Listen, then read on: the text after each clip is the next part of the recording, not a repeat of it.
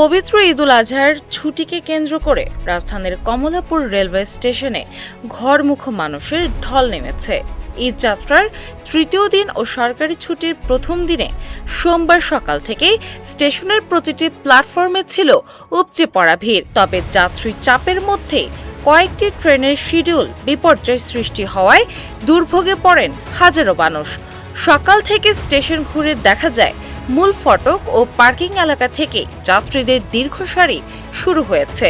নিরাপত্তা নিশ্চিত করতে যাত্রীদের প্রথমে বাঁশ দিয়ে তৈরি বিশেষ চেকিং করিডর পার হতে হচ্ছে। পরে প্ল্যাটফর্মে প্রবেশের আগে টিকিট পরীক্ষা করছেন টিটিইরা। তবে প্ল্যাটফর্মে প্রবেশের পর ভিন্ন চিত্র চোখে পড়ে।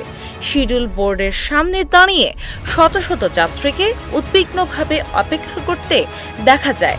বিশেষ করে উত্তরাঞ্চলগামী ট্রেনের যাত্রীদের ভিড় ছিল সবচেয়ে বেশি। স্টেশন সূত্রে জানা গেছে, সোমবার সকাল থেকে বিভিন্ন গন্তব্যে প্রায় 15টি ট্রেন ছেড়ে গেছে। বেশিরভাগ ট্রেন নির্ধারিত সময়ে চলাচল করলেও অন্তত 5টি ট্রেন বিলম্বের কারণে যাত্রীরা চরম ভোগান্তিতে পড়েন। তথ্য অনুযায়ী সকাল 6টায় ছাড়ার কথা থাকা ধূমকেতু এক্সপ্রেস প্রায় আধ ঘন্টা দেরিতে সকাল 6:30টায় কমলাপুর ছাড়ে।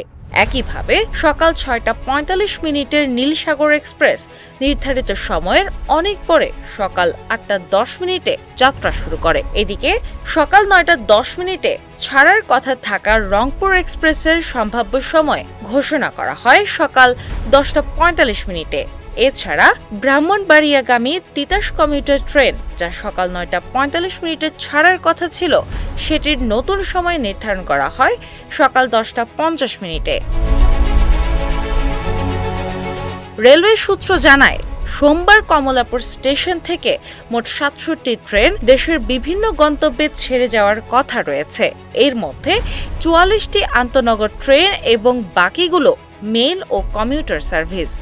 ঈদযাত্রার পরিস্থিতি নিয়ে স্টেশন ম্যানেজার মোহাম্মদ কবির উদ্দিন বলেন, সার্বিক ট্রেন চলাচল স্বাভাবিক রয়েছে এবং অধিকাংশ ট্রেন সময়মতো ছেড়ে যাচ্ছে। তবে কয়েকটি ট্রেন অপারেশনাল কারণে বিলম্বিত হয়েছে।